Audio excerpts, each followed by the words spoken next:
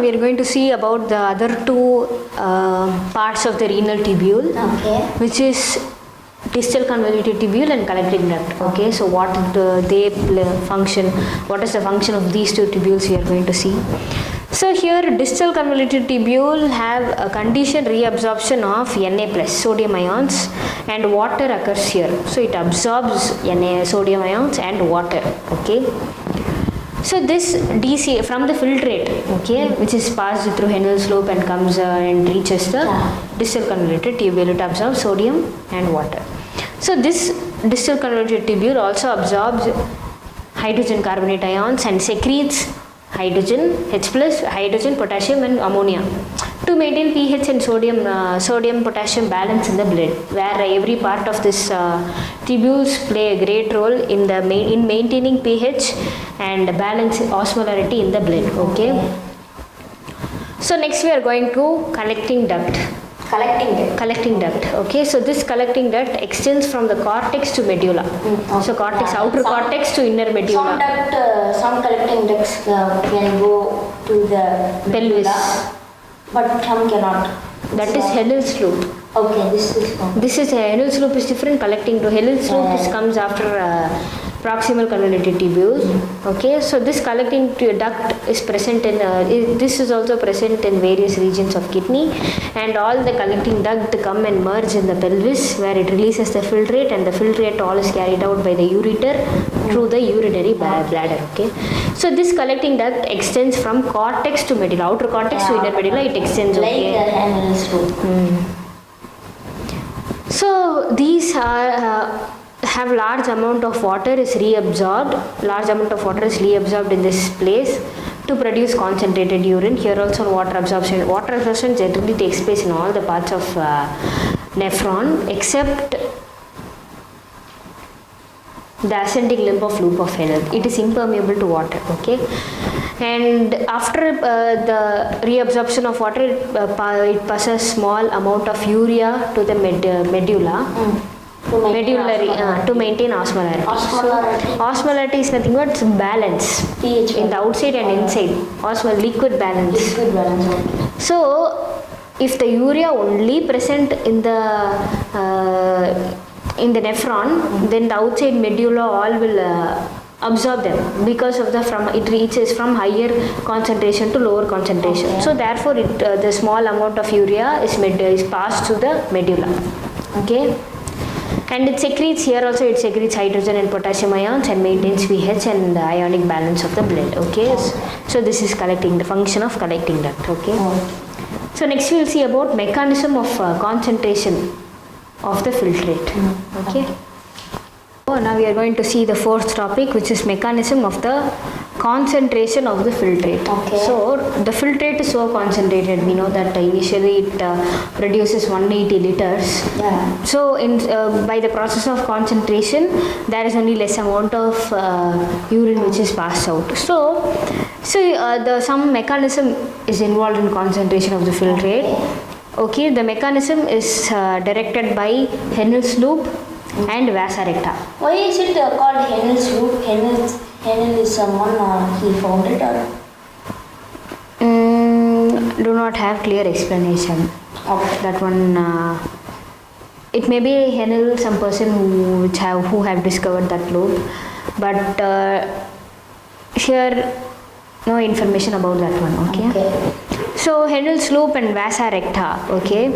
So these two involve the mechanism of concentration of the urine. Okay. So how it is involved? So the involvement of Henle's loop and vasa recta is known as countercurrent mechanism. Countercurrent mechanism. Okay. Why it is countercurrent mechanism? Because the flow in the opposite direction. Okay. So opposite means counter. Yeah, counter. Okay. So you see that in Henle's loop, okay, Bowman's capsule, proximal convoluted tubule which is coiled, and then the Henle's loop, the filtrate flows from Henle's loop like this. The descending and ascending. Descending and ascending, okay. So whereas the vasa recta, which comes out from the glomerulus with the efferent arteriole, it goes from descending this side, like how to explain. see, if this one is the Henle's proximal convoluted tubule and Henle's loop, it is coming like this. So the filtrate passes like this, it flows like this and it goes up like this. Okay. So whereas the peritubular capillaries of vasa recta, they form many capillaries, right? They are they are similar, parallel to this Henle's loop. So those the here which is parallel to Henle's loop is known as vasa recta. So that vasa recta, it passes from here to here, right? Yeah. Okay. But here the blood is flown downwards and then upwards. Can you understand? Opposite. Yes. So that one, that is why it is known as counter current mechanism. Okay. So what is happening in this counter current mechanism? So generally in the cortex, okay, in the cortex region of kidney, the concentration of filtrate is about 300 milliosmolarity per liter. Milliosmolarity per liter. Okay. Whereas in medulla, the concentration of the filtrate is higher, 1200 milliosmolarity per liter. So it is concentrated. By this itself we can see that one. So because of the two substances, mainly it is because of the two substances, which is NaCl, sodium chloride and urea. Okay. So this NaCl, what does these two perform here, we are going to see. Okay. So sodium chloride is transported by the ascending limb. Okay. So ascending limb of loop of Henle. What is ascending limb? The ascending limb. So here it really, this ascending limb, we know very well that this ascending limb is permeable to electrolytes, whereas it is impermeable to water. So it is permeable to electrolytes, so therefore it releases many electrolytes, that is mineral ions. So it also releases NaCl, which is the main component. But it takes the water and it does not leave the water. It does not do anything, only it releases NaCl, mineral ions. So in that, NaCl performs a main function. It also releases NaCl. The NaCl is released by this ascending limb, okay, in the Henle's loop, and is exchanged with the descending part of vasa recta. The NaCl which is released out is accepted by descending part of vasa recta. Okay, and the NaCl is now flowing, and this NaCl is released by the ascending part of vasa recta. So it flows here and it again releases here. So can you understand? Yeah. Can you understand? Yeah. First it comes the NaCl. It is released here and it's going here, and again it is released and it's getting inside here. Again it's going inside here, it's released and the cycle goes like that. Yeah, okay. But it is not again gained by the descending part of Henle's loop, okay? It is not again gained by descending part of Henle's loop. It releases, it accepts, it again transports here and it releases. It will be in the medulla itself. It will not, this Henle's descending loop will not get the NaCl.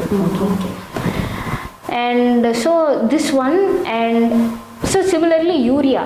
So urea, what does this urea do? It enter into the ascending limb of Henle's loop. So here the urea will get an entry into the ascending limb of loop of Henle, and it is released by the collecting duct. Can you understand? It is accepted, urea is accepted here, and it releases and it is released in the collecting duct, which comes at the side of this one. So Henle's loop, probably distal convoluted tubule, and then collecting duct. So here urea is released. Okay. So these two mechanisms are counter current. Okay. Counter current, and these both urea and NaCl perform a great role in the concentration of the filtrate. Okay. So nearly 4 times concentration filtrate is obtained than the initial concentration of the filtrate. Can you understand? Here it is 300. Here 1200. 4 times it is increased. So the filtrate is concentrated up to 4 times than the initial. Okay.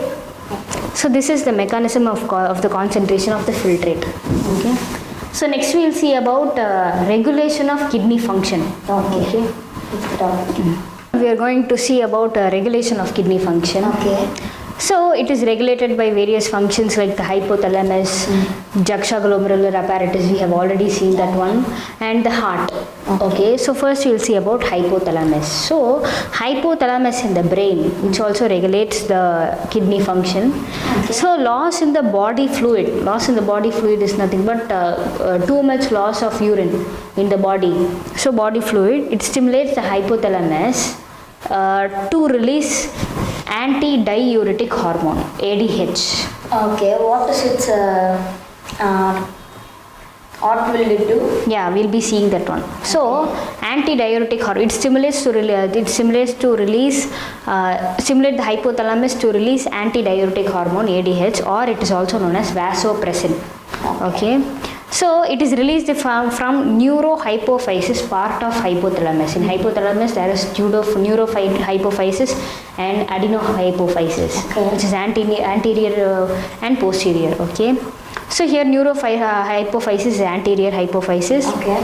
Anterior. So vasopressin is released from neurohypophysis of hypothalamus. Okay, so what does this antidiuretic hormone or vasopressin do? So it regulates water reabsorption. Okay. So since the body fluid we excrete when the body excretes lots and lots amounts of urine, so ADH is released from hypothalamus. This ADH does water reabsorption in the tubular parts, so therefore urine release will Therefore the water content will be retained in our body. Yeah, the water content will be absorbed and the urine filtrate will be becoming less. Okay, so this is also known as vasoconstriction. So because of the absorption and the high blood pressure is applied here to absorb lots of fluid, so therefore it increases the blood pressure. So when it increases the blood pressure, it is known as vasoconstriction.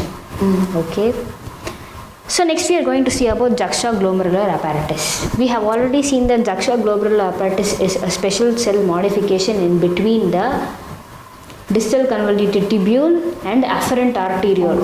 Okay, so fall in glomerular filtration rate. If glomerular filtration rate falls, okay, then the urine cannot be produced. When the glomerular filtration rate falls, it activates the juxtaglomerular cells. Okay, it activates those cells to release renin, which we have already seen. So this renin, they convert angiotensin in blood to angiotensin 1. And angiotensin 1, it is converted to angiotensin 2. Okay, and this angiotensin 2 it makes this glomerular filtration rate it increases the glomerular filtration rate, this angiotensin 2, and it also produces aldosterone from adrenal gland. Okay, so this mechanism is known as renin angiotensin mechanism, which increases the glomerular filtration rate. Okay, so next we are going to see about anti-natriuretic factor. Natriuretic atrionatriuretic factor. Atrionatriuretic factor. Because it is from the heart and because of the atrias, of the two atrias we are having.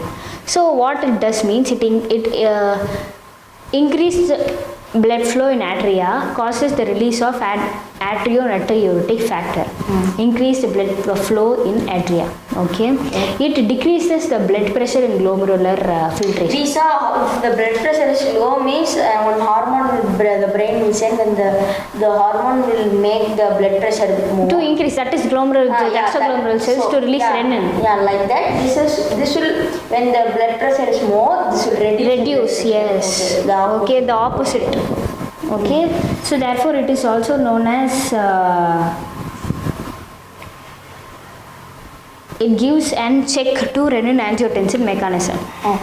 Okay, it decreases the blood pressure, whereas this one increases the blood pressure. Okay, so these are the these regulate the functions of kidney, different parts of the body like brain, heart, and juxtaglomerular cells, which is present in the kidney itself. Okay, so next we will see the next topic, which is micturition. Okay, now we are going to see about micturition. Okay. Micturition is nothing but release of urine, that is known as micturition. Okay, so here it is regulated by central nervous system. There are some receptors which are so after the collecting duct, which releases its secretion inside the pelvis. So this pelvis collects all the urine and it transports through the urinary bladder through ureter. So those urinary bladder, when it filled up with some more and some more urine, it get it get expanded, this urinary bladder. Okay, so when it is expanding, the stretching of urinary bladder, it is known as stretching of urinary bladder. So there are some stretch receptors which are present on the walls of this urinary bladder, send signal to the central nervous system. So therefore the release of signals by these walls, so they also release some signals to the walls, and it reaches the urethral sphincter, it reaches the urethra, and there release of urine by urethral sphincters occurs. Okay. It is voluntary function where these receptors are involuntary. Okay, so urethral sphincter is voluntary. Okay, this process of release of urine is known as micturition. Okay, so human kidney, human average on an average excretes 1 to 1.5 liters of urine per day. Okay, in that 25 to 30 grams of urea is released per day. Okay, so this amount of grams of urea is released per day. So this is about micturition. So the next topic of us is role of other organs in excretion. So other organs, how they play a role in excretion, we are going to see. Okay. So other organs like lungs, liver, skin, and sebaceous glands are nothing but oil glands and sweat glands. Okay. So they also release small amount of urea, sweat glands. So sweat glands present in our skin, they also release small amount of urea, sodium chloride and water. So they also release that one, and in oil glands also some urea is present. And through our lungs, so while we are breathing, some of the air, some of the toxic gases, some of the air which are present in the body, they also sometimes excreted through our exhalation. Okay, and so that is about this one. And heart is nothing but it pumps out blood, right? So it also does some functions indirectly. Heart. Okay, indirectly that gives the blood pressure to filter the blood. So these are the function of other organs which perform in excretion. Okay, so next we will see about the disorders of the excretory system. Last. Yes. Okay, so now we are going to see about the disorders of the excretory system. Okay. So here the malfunctioning of kidney. Okay, due to the accumulation of urea in blood. So if the kidney does not function properly, urea accumulates in blood. Okay. So this condition is known as uremia. Okay, so this urea in the blood can be removed by hemodialysis. Process called hemodialysis, where blood is drained from a suitable artery, okay, into a dialysing unit. It is that artery is put into a dialysing unit. So after adding anticoagulant, so otherwise it will clot. So after adding anticoagulant like heparin, it is put into the dialysing unit. Okay. So this dialysing unit consists of cellophane tube. Okay, this cellophane tube allows the passage of molecules like nitrogenous waste and secretions of plasma and everything. So after that, after clearing the blood, the cleared blood is pumped back to the body by a suitable vein. Okay, after adding anti-heparin. Okay, after adding a suitable coagulant. So this is a condition which is done with uremia. Okay, so renal failures are total failure of kidney where it has to be replaced from a suitable donor. Okay, the kidney transplantation, okay, has to be done in renal failures. And renal calculi is nothing but the deposition of calcium salts, cholesterol, fats and everything, oxalates and many mineral ions, that kind of crystallized salts are present in the kidney. It is known as renal calculi. Okay, and glomerulonephritis. Okay. It is nothing but the inflammation of glomerulus in the kidney. Okay, so that is the disease of disorder of kidney, glomerulonephritis. Okay. Thank you for watching. Please subscribe. If you like this video, share this video. If you have any doubt, put it in the comment section. Pritika and Anirudh signing off.